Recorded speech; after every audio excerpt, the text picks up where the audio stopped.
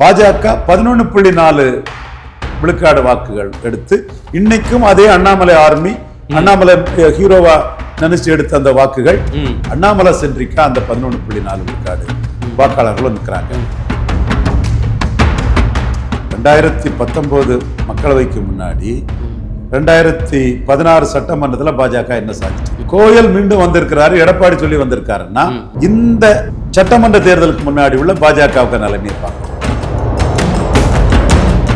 எடப்பாடி கிட்ட ஷீட் ஷேரிங்ல பாஜக ஜெயிக்கணும்னா அண்ணாமலையை வச்சுதான் ஜெயிக்க முடியும். ஸோ அண்ணாமலை இல்லைன்னா ஷீட் ஷேரிங்ல எடப்பாடி பழனிசாமி ஏமாத்திட்டு போயிருவாருங்கிறதான் பார்வை. ஒருவேளை எடப்பாடி கலத்தி விட்டுட்டாருன்னா திருப்பரங்குன்றம் இஷ்யூ, இந்துத்துவா இஷ்யூ, அதை எடுத்துட்டு களத்துக்குள்ள அண்ணாமலை சிஎம்னு கூட போயிருவாங்க.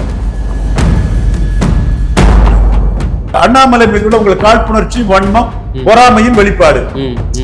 இதுதான் சின்ன கவுண்டர் வளர்ந்து வராருங்கிறது எடப்பாடி தரப்புல எல்லாத்துக்குமே பொறாமையா இருக்குது. இந்த மக்களவை தேர்தலை ஸ்டாலின் ராகுல முன்னிறுத்தி களமாடல. தமிழ்நாட்டை காப்பாத்திட்டோம், இந்தியாவை காப்பாற்ற போறோம். நான் சொன்னேன் இந்தியாவை மோடி காப்பாத்திடுவாருங்க, நீங்க ஸ்டாலின் உங்க வேலை தமிழ்நாட்டோட நிறுத்திங்கன்னு அன்னைக்கு அந்த கமெண்டை நான் அடிச்சேன். ரெஃப்ளெக்ட் நேயர்களுக்கு வணக்கம். இன்று நாம் சந்திக்க இருக்கக்கூடிய சிறப்பு விருந்தினர் அரசியல் விமர்சகர் திரு ரவீந்திரன் துரைசாமி அவர்கள். சார் வணக்கம். சார் வணக்கம் தம்பி. சரி, 2026 தேர்தலுக்கான பணிகள் ரொம்ப தீவிரமா மாறிட்டு வருது. இப்படிப்பட்ட சூழ்நிலை தமிழக பாஜக பொறுப்பாளராக மத்திய அமைச்சர் பியூஷ் கோயலை மீண்டும் பாஜக நியமிச்சிருக்கு. அவருடன் 2 இணையமைச்சர்களும் இணைச்சிருக்காங்க. அமித்ஷா என்ன மாதிரியான வியூகங்களை இவர் மூலம் வச்சிருக்காரு? சார் கோயல் நியமிக்கப்பட்டிருக்கார். அர்ஜுன் ராம் மேக்வால் நமக்கு ரொம்ப நெருக்கமானவர். எப்போ என்ன பார்த்தாலும் கமான் டாடி டப்பர் தான் எனக்கு கூப்பிடுவார். அந்த அளவுக்கு என் மேலே பாசமாக பேசக்கூடிய ஆள் தான். ஓகே, அவரும் ராஜஸ்தான்காரரு. இதில் இன்னைக்கு தினமலர் இதழில் எடப்பாடி சொல்லி தான் கோயல் நியமிக்கப்பட்டிருக்காருன்னு ஒரு செய்தியை பண்ணியிருக்கிறாங்க. யாரோ பிளான் பண்ணியிருக்கிறாங்க. ஓகே, அது நமக்கு தெரியாது. அந்த இது அவங்க அந்த மாதிரி அடிச்சு விடுறது தான். ஆனால் அவங்க சொல்கிறது அன்னைக்கு 5 எம்பி சீட்டோட பாஜக நின்றுட்டாங்க. தமிழிசை அம்மையாருக்கு தென் சென்னையே மாநில தலைவர் பெற முடியல. கொடுத்த தொகுதியில் கன்னியாகுமரி, அது பாஜக செல்வாக்கு தொகுதி. அடுத்து தூத்துக்குடி, அது பலகீனமான தொகுதி அதிமுகவுக்கு. அடுத்து ராமநாதபுரம், அது முக்குலத்தோர், தினகரன், சசிகலா, அந்த பிரச்சனைக்குள்ள. இப்படி ஹெச் ராஜாவோட சிவகங்கை, அந்த முக்குலத்தோர் உள்ள ஒரு 3 தொகுதி. தூத்துக்குடியில் ஸ்ரீவைகுண்டத்தில் முக்குலத்தோர் ரொம்ப ஸ்ட்ராங்காக உண்டு. இவர் தினகரனே நல்ல வாக்கெடுத்தார். இந்த தொகுதிகளும் ஒரே ஒரு கோயம்புத்தூர் மட்டும் கொடுத்து பாஜக விட்ட take it or leave it, இவ்வளவுதான் நீங்கன்னு தட்டிட்டார். ஆனால் அப்படி தட்டக்கூடிய காலகட்டத்தில் பாஜக அதுக்கு முன்னாடி என்ன சாதிச்சது? 2019 மக்களவைக்கு முன்னாடி 2016 சட்டமன்றத்தில் பாஜக என்ன சாதிச்சது? தமிழ்நாடு ஃபுல்லாக அவங்களுக்கு கேண்டிடேட்டே கிடையாது. இப்போ சீமான் 234 கேண்டிடேட் தமிழ் தேசியன்னு விடுறாரு இல்லையா? எடுத்த எடுப்புலன்னே ஃபார்ச்சூன் ஃபேவர்ஸ் த பிரேவ்னு, அப்படி பிரேவாக தமிழ்நாடு ஃபுல்லாக கேண்டிடேட்டே விட முடியாத கட்சியாக தான் பாஜக இருந்தது. நான் ஏன் குறை சொல்கிறேன்னா, அண்ணாமலைக்கு சில மெரிட்டை சொல்லணும் போது உண்மை நிலைமை சொல்லி தான் அங்கே கொண்டு வர முடியும். ஆமாம், கண்டிப்பாக சார். அப்போ 2021 கத்திரிக்கோள் சின்னத்தில் ஐயா பாரிவேந்தர், அவருக்கு ஒரு 40-45 சீட்டு, தேவநாதனுக்கு ஒரு 20-25 சீட்டு வட தமிழகத்தில். ஸோ வட தமிழகத்தில் கேண்டிடேட்டே போட முடியாத ஒரு கட்சியாக இருந்து 2.7 விழுக்காடு வாக்களை தான் கடைசியாக 2019 தேர்தலுக்கு முன்னாடி 2016 பாஜக சந்திச்சாங்க. அதில் டாக்டர் ஐயா கூட அன்புமணியை சிஎம்மாக சொன்னாங்க. அப்போ அந்த கருத்து பிசி எம்பிசி சில பிரச்சனைகளாகி பிஜேபி அந்த இடத்துக்குள்ள தனியாகவே போனாங்க. 2.7 விழுக்காடு வாக்கெடுத்தாங்க. அப்போ எடப்பாடி பழனிசாமி பாமக 5.5 எடுத்திருக்காங்க. அவங்களுக்கு 7 + 7+1, உங்களுக்கு 2.7க்கு 5 சீட்டு நான் தர்ற சீட்டு போதும்னு சொல்லிட்டாரு. இல்லை நான் தனிச்சு போட்டிடுங்கன்றார். இல்லை நீங்கள் தனிச்சு போட்டிடுங்கன்றார். அதை தொடர்ந்து 2021 பாமகவோட குறைஞ்ச சீட்டு தான் பாஜக வாங்கினாங்க. கோயல் மீண்டும் வந்திருக்கிறாரு, எடப்பாடி சொல்லி வந்திருக்காருன்னா இந்த சட்டமன்ற தேர்தலுக்கு முன்னாடி உள்ள பாஜகவுக்கு நிலைமையை பார்க்கணும். பாஜக 11.4 விழுக்காடு வாக்குகள் எடுத்து இன்னைக்கும் அதே அண்ணாமலை ஆர்மி, அண்ணாமலை ஹீரோவா நினைச்சு எடுத்த அந்த வாக்குகள், அந்த கேடர்ஸ் வந்து இன்னைக்கு அண்ணாமலைன்னு அண்ணாமலை பிரச்சாரம், அண்ணாமலை நிற்பாரா நிற்க மாட்டாரான்னு அண்ணாமலை சென்றிக்கா அந்த 11.4 விழுக்காடு வாக்காளர்களும் நிற்கிறாங்க. அண்ணாமலையும் இன்னைக்கு வந்து ஆரம்பத்தில் ஒரு முக்கியத்துவத்தை இழந்தவர். நம்போன்றவர்கள் கருத்து வந்து டெல்லி தலைமையில் பிஎம்ஓவில் கேட்க வேண்டிய விதத்தில் அது ரீச் ஆகி அந்த மதுரையில் அமித்ஷா கூட்டத்தில் அவருக்கு வந்த பெரும் வரவேற்பு. அதுக்கு பிறகு கூட கங்கை கொண்ட சோழபுரம், தூத்துக்குடியில் அவருக்கு முக்கியத்துவம் பெறலை. இப்போ எடப்பாடி கிட்ட ஷீட் ஷேரிங்கில் பாஜக ஜெயிக்கணும்னா அண்ணாமலையை வச்சு தான் ஜெயிக்க முடியும். ஓகே. ஸோ அண்ணாமலை இல்லைன்னா ஷீட் ஷேரிங்கில் எடப்பாடி பழனிசாமி ஏமாத்திட்டு போயிடுவாருங்கிறதான் பார்வை. இதில் நயினார் நாகேந்திரன் உடையாமல் இருக்கிறதுக்காக, அண்ணாமலை எடுத்த வாக்குக்குள்ள சீட்டை வாங்குறதுக்காக இரட்டை குழல் துப்பாக்கியா நயினார் தான் போய் பேசுவார். பட் வெளியே இருந்து அந்த ப்ரெஷரை அண்ணாமலை கொடுக்குறாரு. ஒருவேளையில் எடப்பாடி கலத்தி விட்டுட்டாருன்னா திருப்பரங்குன்ற இஷ்யூ, இந்துத்துவா இஷ்யூ, அதை எடுத்துட்டு களத்துக்குள்ள அண்ணாமலை சிஎம்னு கூட போயிருவாங்க. வாய்ப்புகள் இருக்கு. அதாவது பலத்துக்குரிய சீட்டு எடப்பாடி கிட்ட வேணும்னு. கோயில் வந்துட்டனால எடப்பாடிக்கு ஆளுங்கிற நிலைமை இல்லை. கோயிலுக்கு தங்கமணியை தெரியும், வேலுமணியை தெரியும், வேலுமணி கூட நல்ல நெருக்கம் தான். ஆனால் நிலைமை அது அல்ல. இந்த இடத்துக்குள்ள மோடிஜி என்ன பார்க்குறாருன்னா 29 எடப்பாடி நம்மளை 24 ஏமாத்தின மாதிரி ஏமாத்திடக்கூடாது. அது யாரை வச்சு செக் பண்ணணும்னா சாட்டையை அண்ணாமலை சுழத்தினாதான் அது நிற்கும், அல்லது அந்த இடத்துக்குள்ள அது பழைய மாதிரியா ஒரு take it or leave it ஆஃபரை கொடுத்துருவாரு. இதுல அண்ணாமலைக்கு கருத்து என்னன்னா,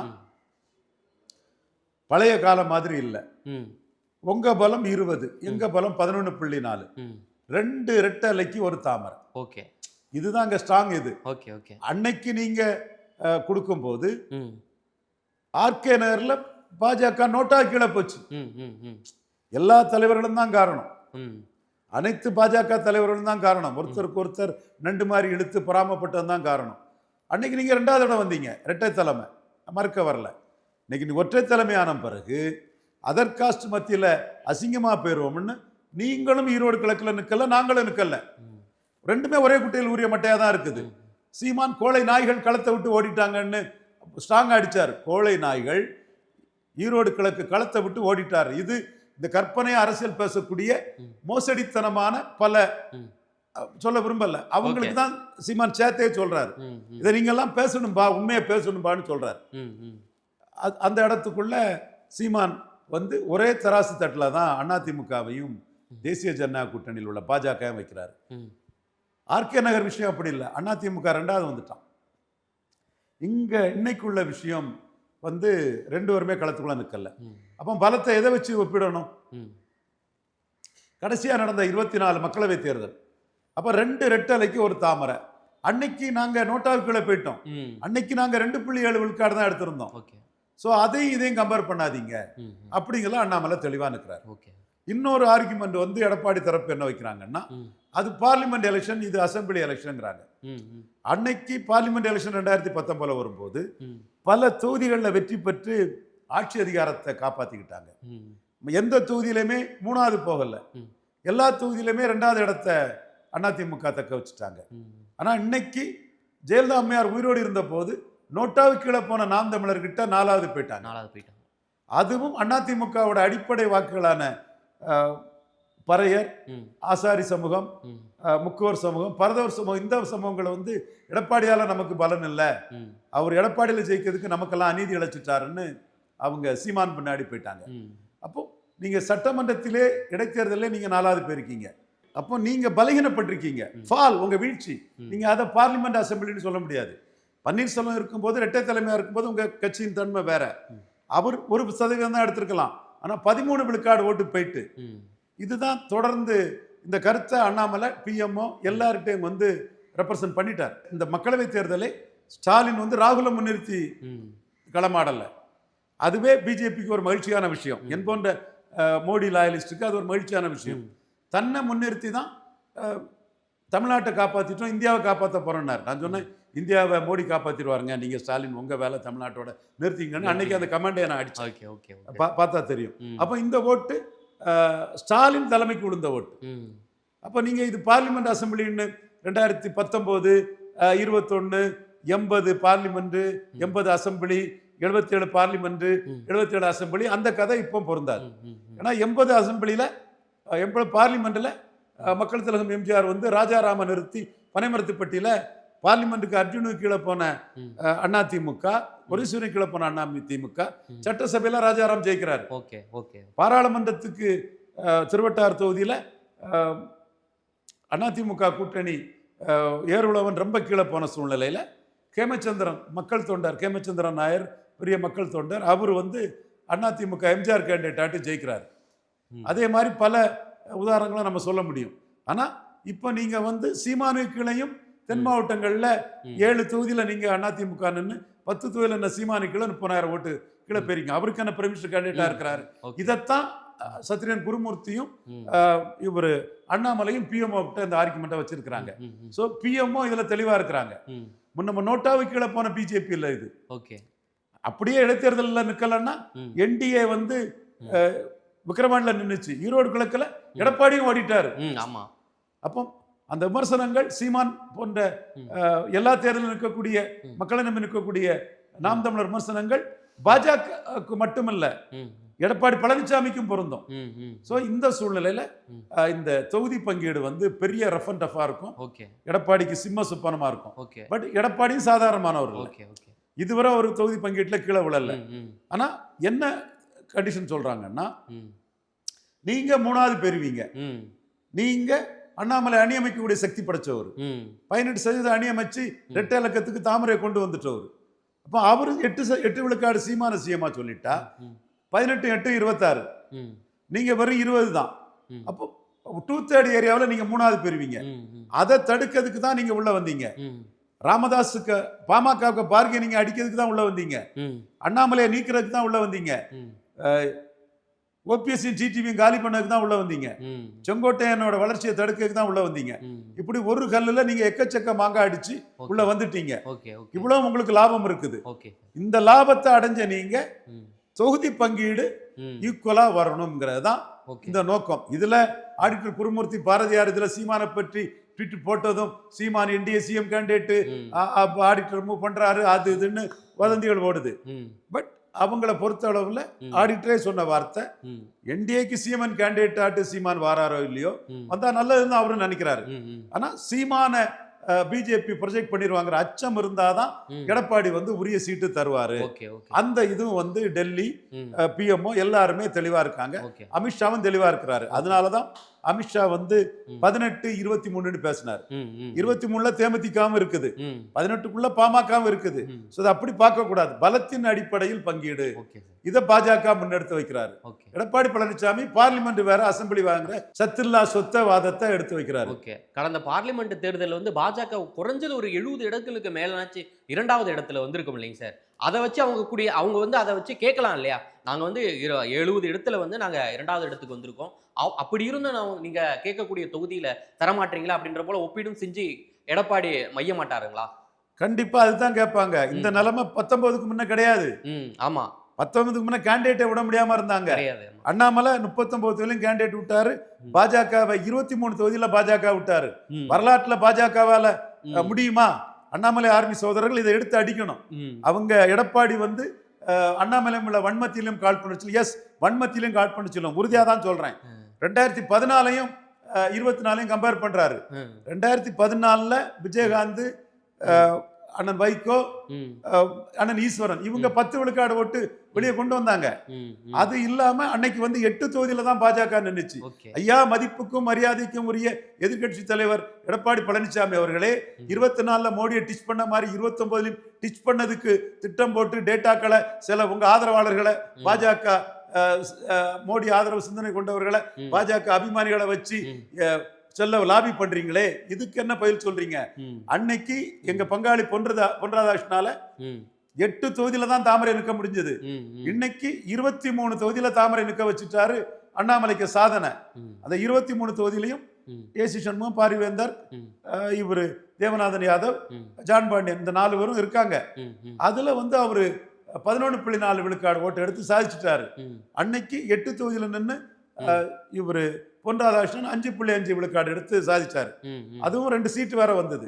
ஆனா நீங்க அதையும் இதையும் கம்பேர் பண்ணி நீங்க பேசுறது அண்ணாமலை மீது உள்ள உங்களுக்கு காழ்ப்புணர்ச்சி, வன்மம், பொறாமையின் வெளிப்பாடு. இதுதான் சின்ன கவுண்டர் வளர்ந்து வாராருங்கிறது எடப்பாடி தரப்புல எல்லாத்துக்குமே பொறாமையா இருக்குது. அதனால தப்பான புள்ளிவரத்தை கொடுத்து ஒரு எதிர்க்கட்சி தலைவரே பேசுறாரு. நியூஸ் சேனல்ல வாரேன், உட்கார்றேன், உங்க புள்ளிவரம் தவறு. பாஜகவுக்கு 2:1 அண்ணாமலை கேட்கறது கட்சிக்காக நிற்கிறாரு. நாங்க மோடிக்காக நிற்கிறோம். நாளைக்கு 24 இவர் கலத்தி விட்ட மாதிரி மாஸ்டர் ஆர்ட் ஆஃப் டீச்சிங் ஐயா எடப்பாடி பழனிசாமி 29 மோடியை கலத்தி விட்டுருவாரு. அப்ப அந்த பலத்துக்குரிய சீட்டை நீங்க சொன்னது மாதிரி 2வது இடம் வந்த சீட்டெல்லாம் வாங்கினாதான் அது தாக்கு பிடிக்குங்கிறதா எங்க கருத்து. கண்டிப்பா சார். இதுல இன்னும் நாங்க அர்ஜுன் மேக்வால், கோயல், மகாராஷ்டிராவை சேர்ந்த அப்சர்வர் எல்லாத்துக்கிட்டையும், சுதாகர் ரெட்டி எல்லாத்துக்கும் நாங்க முன்வைக்கிறது என்னன்னா, விஜய் பல நிரூபிக்காதவர். பல நிரூபிக்காத ஒருத்தர் ஓட்டை டிரான்ஸ்பர் பண்ண முடியாது. அதை திருநாக்கரசு அண்ணன் அத்தனை பேருக்கும் மண்டையில கொட்டி கொட்டி முட்டா பசங்களா அரசியல் தெரியுமான்னு கொட்டி ராகுல் காங்கிரஸ் தலைமையில் உள்ளவங்களுக்கும் காங்கிரஸ்காரங்களுக்கு மட்டுமில்ல பாஜகவில் உள்ள அறகுறைகளுக்கும் திருநாக்கரசு அண்ணன் அடிச்சு நொறுக்கி தள்ளிட்டாரு. சிவாஜி கணேசன் பல நிரூபிக்கல, காமராஜுக்கு ஓட்டை டிரான்ஸ்பர் பண்ணி கொடுக்கல. சிவாஜி கணேசன் பல நிரூபிக்கல, ஜானகி அம்மையாருக்கு ஓட்டை டிரான்ஸ்பர் பண்ணி கொடுக்கல. காமராஜருக்காவது நஷ்டம் இல்ல, அவருக்கு என்ன உண்டோ அது கிடைச்சது. ஜானகி அம்மையாருக்கு 50 சீட்டு கொடுத்தது நஷ்டம், சிவாஜிக்கு 50 சீட்டு கொடுத்தது நஷ்டம். அடுத்தாப்புல இவரு வடிவேலு பல நிரூபிக்கல, திமுகவுக்கு அவரால் ஓட்டு கூடல. ராதிகா பல நிரூபிக்கல, திமுக 4 முனை போட்டியில ஜெயித்தாலும் ஓட்டு கூடல. பாக்கியராஜ் பல நிரூபிக்கல, மிகப்பெரிய கூட்டம் 84 பாக்கியராஜுக்கு எம்ஜிஆர் கூட்டம் வந்தனா அது எம்ஜிஆர் பேரை சொல்லி வந்த கூட்டம் தான். ஆனா அவர் பல நிரூபிக்கல, அவரை வச்சு ஓட்டு வரல. காங்கிரஸ் அண்ணா திமுகனாலே அந்த காலகட்டத்தில் அதை எடுத்து ஓட்டு வருங்கிறதா உண்மை. ஸோ இந்த இடத்துக்குள்ள பல நிரூபிக்காத ஒருத்தரால ஓட்டை டிரான்ஸ்பர் பண்ண முடியாதுங்கிறத அண்ணன் சிவாஜியை, எவ்வளவு பெரிய கலைஞர், தமிழகமே அவர் ரசிகர்கள் தான். அப்படி இருந்த சிவாஜிக்கு ரசிகர்கள் தான், ரசிகர்கள் வேற ஓட்டர் வேறன்னு கமல்ஹாசன் சொல்ற மாதிரி தான்.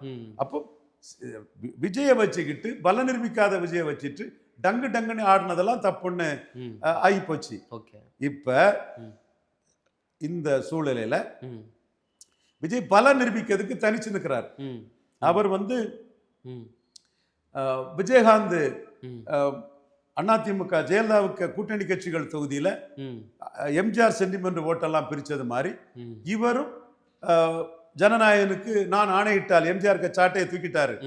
இவர் செங்கோட்டையனை கையில் எடுத்துட்டாரு, எம்ஜிஆர் ஜெயலலிதாங்கிறாரு. அப்ப எம்ஜிஆர் ரசிகன் பாஜக தொகுதியில யாருக்கு ஓட்டு போடுவான்? அவன் எம்ஜிஆர் புகழை காக்கிறதுக்கு, ஜெயலலிதா புகழை காக்கிறதுக்கு அதிமுகவை தாண்டி தாவேக்காக்கு தானே போடுவான். அப்ப பாஜக எப்படி ஜெயிக்கும்? தமிழிசையும் நயினாரும் விஜய பல நிரூபிக்காத விஜய திருநாக்கரசு சொன்ன மாதிரி தெளிவா அரசியல் பண்ணாம விஜய்க்கு ஏதோ ஓட்டு இருக்குங்கன்னு, எங்க ஓட்டு இருக்கு? சீமானுக்கு தான் 8% ஓட்டு இருக்கு. விஜய் எங்க 24 நின்னாரு, இது விக்கிரவாண்டி ஈரோடு கிழக்கு நின்னாரு, லெட்டர் பேட் ஆட்டும் ஒரு 0% தானே இருக்காரு. விழுந்தாதான் ஓட்டு. அது திருநாக்கரசு அண்ணன் பல அறிவியலிகள் முட்டாள்கள் தமிழ்நாட்டில் உள்ள அறகுறைகளுக்கு அடி நொறுக்கி தள்ளிட்டாரு திருநாக்கரசு அண்ணன். அப்போ விஜய் இதுல பல நிரூபிக்க போறாரு. விஜய் அந்த மாதிரி பல நிரூபிக்க போறாரு. இந்த ப்ராசஸ்ல அவர் எம்ஜிஆர் பேரை சொல்லி அத்திக்கடவு அவினாசி திட்டத்துல எம்ஜிஆர் புகழ செங்கோட்டையை எடப்பாடி மறைக்க பார்த்தாருன்னு சொல்லி செங்கோட்டையனை முன் வச்சு எம்ஜிஆர் வச்சு பல நிரூபிக்க போறாரு. சோ இந்த ப்ராசஸ்ல இப்ப 0% இருக்கக்கூடிய விஜய்க்கு 2026 ஒரு குறிப்பிட்ட வாக்கு சதவீதத்தை அறிவிக்கும். அந்த ப்ராசஸ்ல அவர் காலி பண்றது அதிமுக கூட்டணி கட்சி தொகுதிகளில் அதிமுக ஓட்டு, எம்ஜிஆர் ஜெயலலிதா பற்றாளர் ஓட்டை இவர் எடுத்து பாஜக காலி பண்ணுவார். அப்போ பாஜகவுக்கு எடப்பாடியை நம்பி வெற்றி வாய்ப்பும் இல்லை. அப்ப வெற்றி வாய்ப்பு இல்லாத இடத்துல பலத்தை காட்டி அந்த 10% நிறுத்தினாதான் 29 எடப்பாடி கலத்தி விடாம இருப்பார்.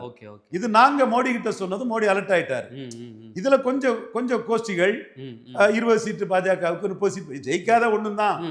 அதான் விஜய் பல நிரூபிக்கக்கூடிய ப்ராசஸ்ல அதிமுக ஓட்ட தானே பாஜக தொகையில தூக்குவாரு, எம்ஜிஆருங்கிறாரு, ஜெயலலிதாங்கிறாரு. ஸோ இந்த இடத்துக்குள்ள பலத்துக்குரிய சீட்டை வாங்கியே தீரணுங்கிறதுல பிஎம்ஓ தெளிவா இருக்கிறாங்க. ஸோ அதனால கோயல் அதுல ஒன்றும் பண்ண போறதில்ல. கோயலும் பிஎம்ஓட கருத்தை தான் பண்ணுவாப்புல. இவர் அர்ஜுன் ராம் மேக்வாலும் பிஎம்ஓட கருத்தை தான் பண்ணுவாப்புல. மிக்க நன்றி சார், நேரில் பல்வேறு தகவலை பகிர்ந்தமைக்கு. நன்றி தம்பி, மீண்டும் சந்திப்போம்.